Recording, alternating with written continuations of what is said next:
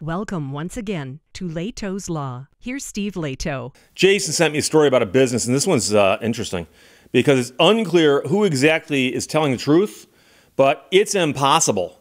Restaurant owner says he had to close after getting a $40,000 energy bill from the power company. So CNN reports this out of New Orleans. A popular restaurant in New Orleans had to close its doors after its owner said they were given an ultimatum by the energy company. And the ultimatum involved a $40,000 bill.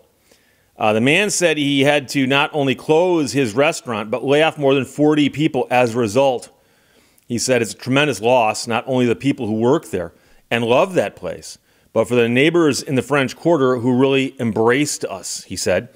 He had to close the restaurant's doors after he said he received a bogus bill for $40,000 from the energy company. $40,000.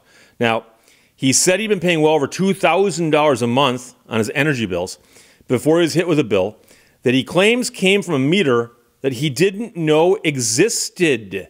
So, as you may know, if you have a business or a home and there's energy coming into it, there's a meter someplace that measures that, and they use that to calculate your bills.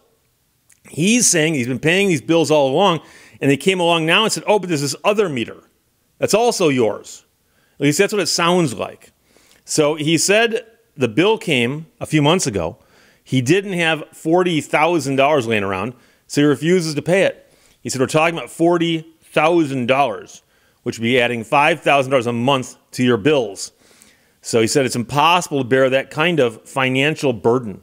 Now, the energy company responded when they were asked about this, and they said, we reached out to the customer to request permission to discuss their account with the news, etc., and the ownership has not responded.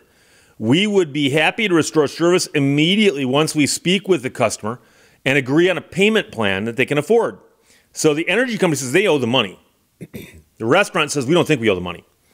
So the owner said it's time for a change in the city, and he worries business owners like him will continue to fall by the wayside. We all need people to come and visit us and see this great city and make sure it remains one of the greatest cities in the world, because it is, and I'll always believe that. But let's make some real change, he said. According to him, he's working with other restaurant owners in the city to try and find new jobs for his former employees. So the real question is, was there another meter that was somehow not being read for a while, then suddenly it was, that he didn't know about? We don't quite know, because that's the entire story right there. But I've heard of stories like this. And now, the guys and gals in my audience of roughly my age, the old people, will remember that there was a time when meter readers would not only go house to house reading meters, they would simply walk into your house and read a meter without even knocking. There was a time when I remember being at home in the summertime and hearing the back door open and someone going downstairs. I stick my head in there, and a meter reader's walking up the stairs. He goes, hey, how you doing? And he just come downstairs to read the meter and walk out. They stopped doing that a couple years ago. But they were doing that back in the old days because many of the meters were inside the homes, particularly for water. Okay, water meter readers would come into the home to read the water meter. And then in the ensuing years, as the time went by, they started putting meters on the outside of the house, and some homes actually had an actual meter inside the house and then some kind of thing on the outside that kind of, I don't know, worked remotely to measure what was happening inside the house.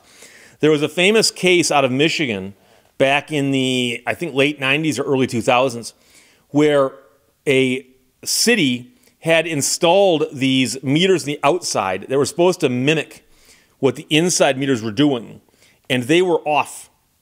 And so until they could get into your house and double check, they would keep using the outside numbers, and they would tell you, well, if the outside numbers are off, we've got the right to make an adjustment down the road.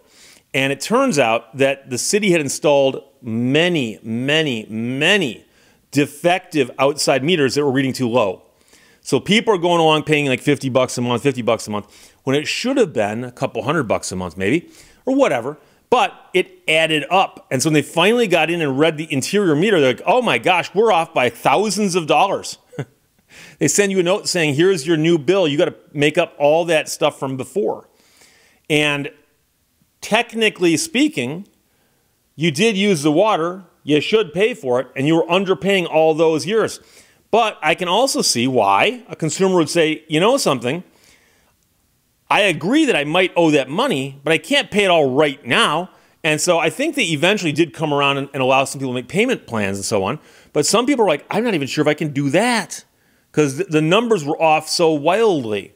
So, nowadays, the meter readers are often non-existent in the sense that they don't need to read the meters because the meters can communicate directly with the energy company depending on where you are and what they've installed.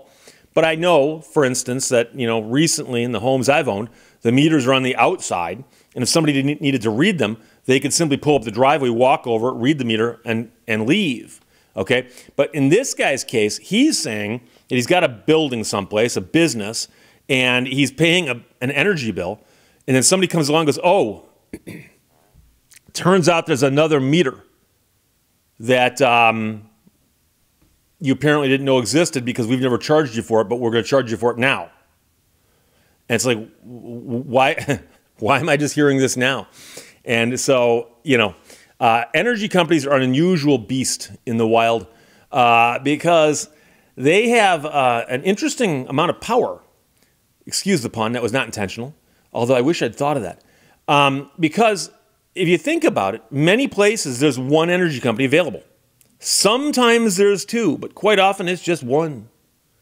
And so if you've got an energy company that you can deal with, you can get power. Of course, there's no competition, which makes them a de facto monopoly, right? So they can do whatever they want. So in Michigan, there's the Michigan Public Service Commission, the MPSC, that oversees energy companies recognizing that, well, they do have a monopoly, and if we don't rein them in, they'll just go nuts, right? If they could raise their rates anytime they felt like it, for instance, they would. So for them to raise their rates, they've got to go to the state and petition the state and explain why they need more money. They do that, okay? But if you don't pay them, the state says that they've got the right to shut your power off with notice. Now, there were some times in the past, a couple documented examples, where people got their power shut off in the wintertime and someone died. And they finally said, okay, we're not going to let you shut the power off for non-payment in the wintertime. So they have some rules like that. But if it's a business and they say the business is $40,000 behind its bills, they're going to be able to say, hey, look, if you don't pay that, we're going to we'll shut the power off right now. And it sounds like they claim they're willing to work with this guy. They claim, but he says, no, they demanded the money. I haven't got it. Can't do it. Shutting down. So that's why Jason, when he sent to me, said, Steve, this is kind of like a he said, she said, because he's saying that they forced him out of business in essence. And they're saying, no, we didn't. But the real question is, was there really a meter that he didn't know about? And if so, how did he not know about it? So, when you go to buy a business or a building or a house, from somebody, you could find out what the bills were. Just ask them, can you show me your last energy bill? I'd like to see it. You might be surprised by some wacky things. I owned a house once that actually got two bills because there was a separate energy system running into one of the other buildings.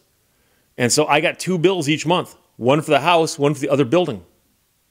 And I called the energy company and said, can I make that into one bill? They said, no. I said, why not? And they said, no. They're the energy company. They can do anything they want. So it's impossible. Restaurant owner says he had to close after getting $40,000 bill from the energy company.